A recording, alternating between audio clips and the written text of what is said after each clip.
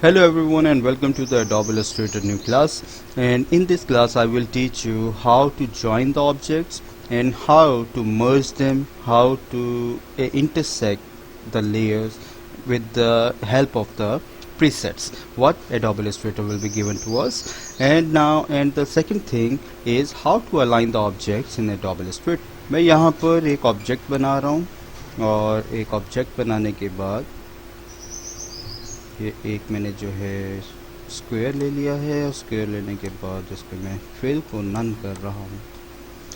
तो ये देखिए अभी मैं यहाँ पर इस ऑब्जेक्ट की कॉपी ले लेता, यहाँ पर ड्रैग कर दिया, यहाँ पर ड्रैग कर दिया और एक इमेज यहाँ पर ड्रैग कर रहा हूँ, एक इमेज यहाँ ड्रैग कर रहा हूँ। अब मैं इनको कलर्स कर देता हूँ, इसको मैं कलर कर देता हूँ सायान, it's yellow, and the last one is a little bit of the gray. I have now 5 shapes and 5 different colors. Now I want to align them. How can I align them? I will select all the shapes and look around. There is a huge options for the alignment on the top of the bar. अगर मेरे पास यहाँ पे alignment की options नहीं आती है, मैं alignment की ऑप्शंस को कैसे लेकर आऊँगा? मैं विंडोज़ में जाऊँगा और यहाँ पे मैं अलाइन को जो है वो क्लिक कर देता हूँ या फिर इसकी शॉर्ट की यूज़ करूँगा Shift+F7। इससे मेरे पास जो है वो सेम ऑप्शंस जो यहाँ पे अवेलेबल थी, ये ऊपर टॉप पे देखिए, वो सब मेरे पास जो है वो यहाँ पर आना शुरू हो गई है। तो ये इस तरह मैं इनकी मदद से अपनी अलाइनमेंट कर सकता हूँ। अब ये देखिएगा मैं थोड़ी सी इनकी जो जगह है वो बदल रहा हूँ, से इनकी शेप्स को छोटा कर दूँ ताकि इनको मूव करना मेरे लिए जो है वो इजी हो जाए।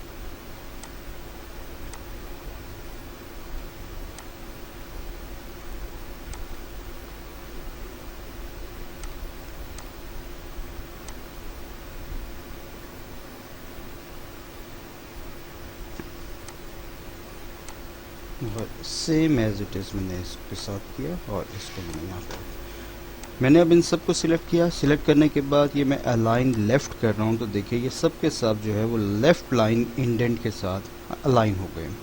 उसके बाद मैं इनको अलाइन सेंटर करता हूँ, तो ये देखिए इनकी पोजीशंस जो है वो डिफ़र हो गई हैं और ये सब जो है वो सेंट्रल अलाइन हो गए हैं। उसके बाद मैं इनको अलाइन राइट करूँगा, तो देखिए ये मेरे सब के सब राइट अलाइन हो गए हैं। अब इधर से स्पेस आ गया, जब मैं अलाइन लेफ़्ट करूँगा तो ये देखिए यहाँ से गैप आ गया। इसी तरह मेरे पास कुछ ऑप्शंस हैं। मैं इसको, ये हॉरिजॉन्टल अलाइनमेंट थी, अब मैं इसको वर्टिकल अलाइनमेंट की तरफ लेके जाता हूँ। मैं इन सब को सिलेक्ट करता हूँ, सिलेक्शन करने के बाद मैं टॉप अलाइन कर देता हूँ, इसके बाद मैं बॉटम अलाइन कर देता हूँ। तो अभी ये टॉप पे अलाइन थे, फिर ये बॉटम पे अलाइन हो गए। ये सब के सब जो है ये सेंट्रल अलाइन हो गए। और इन द सेम रन अगर मैं यहाँ पर ये देखिए इसको करूँ, तो मैं यहाँ से सेंट्रल अलाइन करूँ इन सब को सिलेक्ट करके, तो ये देखिए ये सेंट्रल अलाइन हो गए बिल्कुल उसकी सेंट्रल पोजीशन पे। ये कैसी अलाइनमेंट होती है? ये अलाइनमेंट ये जो सेंटर पॉइंट है, इस पॉइंट के थ्रू आपको शो होती है। ये सेंटर पॉइंट जहाँ पर होगा, ये देखिए सपोज मैं इस ऑब्जेक्ट जो है ये मेरा साइज़ बड़ा है, ये ऑब्जेक्ट थोड़ा जो है वो इतना है, ये ऑब्जेक्ट थोड़ा इतना है और बाकी ऐसे ही रहे। अब ये मैं साइड लाइन कर रहा हूँ, ये मैं राइट लाइन कर रहा हूँ और यहाँ पे मैं अब सेंटर लाइन कर रहा हूँ। तो देखिए मेरे पहले ऑब्जेक्ट के सेंटर में ये जितना ये सेंटर पॉइंट्स हैं, सेंटर पॉइंट्स बिल्कुल एक लाइन में इस टाइम मेरे पास मौजूद हैं। ये तो मेरी होगी थी अलाइनमेंट। अलाइनमेंट के बाद अब मेरे पास एक और ऑप्शन है, वो है जी डिस्ट्रीब्यूशन की। डिस्ट्रीब्यूशन जो है वो मैं आपको अभी बता देता हूँ। मैं इससे कॉपी ले रहा हूँ और कॉपी लेने के बाद इसको मैं 2 टाइम्स रिपीट कर देता हूँ। रेपिटेशन के बाद इनके मैं थोड़े से कलर्स को चेंज कर रहा हूँ। ये जी मैंने कॉपी ले लिया, कॉपी लेने के बाद उनके मैंने कलर्स को चेंज कर दिया। ये सब के सब जो है वो एक ही साइजेस हैं। अब मेरे पास एक आ जाती है डिस्ट्रीब्यूशन। डिस्ट्रीब्यूशन क्या है? डिस्ट्रीब्यूशन जो है वो ये है कि मैं इनके दरमियान का, जो मेरे 2 ऑब्जेक्ट्स हैं, इन दोनों के दरमियान अपने इन दोनों ऑब्जेक्ट्स को इक्वली डिस्ट्रीब्यूट करता हूँ। मैं यहाँ पे इनको सिलेक्शन देता हूँ। सिलेक्शन देने के बाद मुझे इस टाइम वर्टिकल डिस्ट्रीब्यूशन सेंटर में चाहिए तो मैं सेंटर में ले लूँगा। मुझे वर्टिकल डिस्ट्रीब्यूशन टॉप पे चाहिए तो टॉप से ले लूँगा। ये देखिए मैं जैसे ही इसको डिस्ट्रीब्यूट किया तो इन दोनों के दरमियान जो स्पेसेस हैं वो इक्वली डिस्ट्रीब्यूट हो गई। ये मैं कंट्रोल Z कर रहा हूँ। देखिए अभी स्पेसेस कैसी हैं। मैं डिस्ट्रीब्यूशन पे क्लिक करता हूँ तो ये इक्वल डिस्ट्रीब्यूशन फर्स्ट और लास्ट के दरमियान हो गई। अब यहाँ पर देखिए एक है distribution from top, distribution from bottom. तो यहाँ से भी हम ले सकते हैं। मैं यहाँ से इसकी डिस्ट्रीब्यूशन को फिर से चेंज कर रहा हूँ। अब यहाँ पर मैं डिस्ट्रीब्यूशन फ्रॉम बॉटम करूँगा तो देखिए जो बॉटम है उसके अकॉर्डिंग डिस्ट्रीब्यूशन प्लेस हो गई। उसके बाद मैं डिस्ट्रीब्यूशन फ्रॉम टॉप करता हूँ तो ये देखिए अभी इन दोनों को सिलेक्ट करके इनका डिस्टेंस जो है मैं फिर चेंज कर रहा हूँ।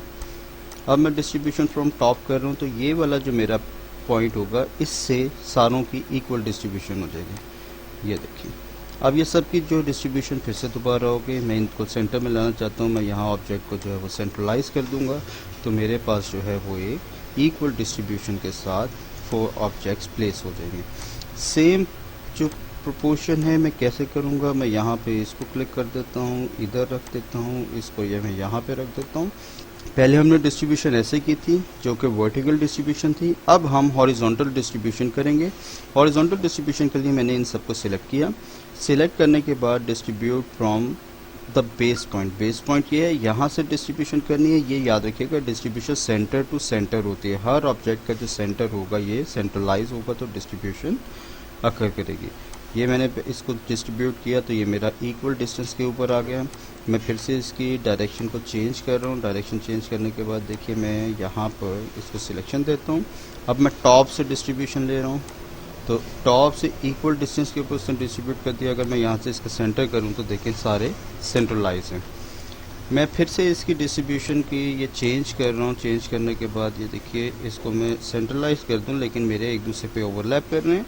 मैं यहाँ से सेंटर डिस्ट्रीब्यूशन लेता हूँ तो मेरे ये सारे के सारे ऑब्जेक्ट्स जो हैं ये इक्वली हॉरिजॉन्टल डिस्ट्रीब्यूट हो गए हैं। तो ये थी हमारी डिस्ट्रीब्यूशंस हॉरिजॉन्टल, वर्टिकल। इसके अलावा मैंने आपको बताया कि हमारे पास जो है वो ना सिर्फ डिस्ट्रीब्यूशन की ऑप्शन थी बल्कि यहाँ पे अलाइनमेंट में align left, align centre, align right और इसी तरह हॉरिजॉन्टल और वर्टिकल अलाइनमेंट्स मौजूद थी। अब हम आते हैं एक और टूल की तरफ जिसका नाम है पाथ फाइंडर टूल। आप ये देखिए अलाइनमेंट के बिल्कुल साथ पाथ फाइंडर है। आप यहाँ से पाथ फाइंडर ले लीजिए या फिर आप विंडोज़ पे जाइए और यहाँ पर आप देखिए नीचे आपके पास पाथ फाइंडर मौजूद है। उस पर क्लिक करने से वही हमारा पाथ फाइंडर पे आ गया। अब पाथ फाइंडर पे हमारे पास क्या क्या ऑप्शंस हैं इनको रिवील करते हैं।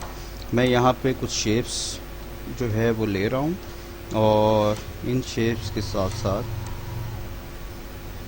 फिर हम प्ले अराउंड करेंगे और देखेंगे कि इन शेप से हम क्या क्या बना सकते हैं। कुछ मैं इनके कलर्स जो हैं वो चेंज कर देता हूँ। इसी तरह इसका कलर जो है मैं वो भी चेंज कर देता हूँ।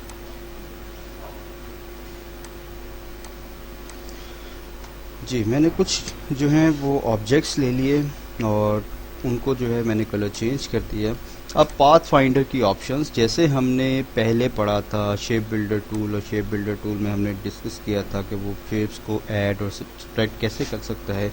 इसी तरह पाथ फाइंडर जो है ये हमें प्रीसेट्स देता है जिसके अंदर हम जो है वो अपनी शेप्स को जिसके अंदर हम अपनी शेप्स को प्री डिफाइंड कर सकते हैं, उनको बिल्ड कर सकते हैं, जॉइन कर सकते हैं और उनसे डिफरेंट शेप्स बना सकते हैं। मैं इन दोनों को सिलेक्शन देता हूँ। सिलेक्शन देने के बाद ये देखिए मेरे पास है यूनाइट। पहली है शेप मोड्स। शेप मोड्स में जो पहला ऑप्शन है वो है यूनाइट। मैं यूनाइट पे क्लिक कर रहा हूँ तो ये मेरा एक ही ऑब्जेक्ट बन गया। ये देखिए ये कुछ बैज की शक्ल आ गई। तो हम जो भी इमेज बनाना चाहते हैं हम पाथ फाइंडर टूल से बना सकते हैं। उसके बाद मैं इसको दोबारा से दोनों को क्लिक कर रहा हूँ। यहाँ पे देखिए मेरे पास ऑप्शन है माइनस फ्रंट, यानी फ्रंट वाला जो है वो माइनस हो जाए और बैक वाली इमेज जो है वो बाकी रह जाए। मैं इस पर क्लिक करता हूँ। देखिए ये जो मेरा सर्कल ओवरलैप कर रहा है स्क्वायर को ये माइनस हो जाएगा स्क्वायर में से और मेरे पास कुछ ये शेप आ जाएगी। इसी तरह मैं इसको फिर से सिलेक्ट कर रहा हूँ, मेरे पास है इंटरसेक्ट पॉइंट्स। ये इंटरसेक्शन जहाँ पे अवेलेबल होगा बस उतना पॉइंट रह जाएगा, बाकी सारे के सारे ऑब्जेक्ट्स जो हैं वो वहाँ पे डिलीट हो जाएगा। तो इंटरसेक्शन आपको समझ आ गया। इंटरसेक्शन में कुछ नहीं है, ये देखिए मैं यहाँ पे इसको इंटरसेक्ट कर रहा हूँ। इंटरसेक्ट करने के बाद मैं इस शेप को हटा देता हूँ, इन दोनों को सिलेक्ट कर लेता हूँ। जितना पोर्शन ये एक दूसरे पे ओवरलैप कर रहा है इतना पोर्शन रहेगा, बाकी रिमूव हो जाएगा। ये कहते हैं इंटरसेक्शन को। उसके बाद मेरे पास एक ऑप्शन मौजूद है जिसका नाम है एक्सक्लूड। एक्सक्लूड में जो पोर्शन इंटरसेक्ट हुआ था पहले वो रहा था, अब वो पोर्शन माइनस हो जाएगा, बाकी ऑब्जेक्ट रहेगा। ये देखिए शेप के अंदर से जो पोर्शन इंटरसेक्ट हुआ था वो माइनस हो गया, बाकी पोर्शन जो है वो बाकी रहा। अब इनको शेप्स को मैं अलहदा करना चाहूँ, मैं इनको सिलेक्ट करूँगा, कंट्रोल शिफ्ट जी करूँगा, अनग्रुप कर दूँगा, और अनग्रुप करने के बाद ये देखिए मेरे पास दो शेप्स कुछ इस तरह से हासिल हो गई हैं। तो इस तरह हम कोई भी शेप जो है उसको चेंज कर सकते हैं, मर्ज कर सकते हैं और उनको इंटरसेक्ट कर सकते हैं। अब कुछ और टूल्स पढ़ते हैं। ये तो थे शेप मोड्स। अब इसके बाद पाथ फाइंडर्स की ऑप्शंस मौजूद हैं।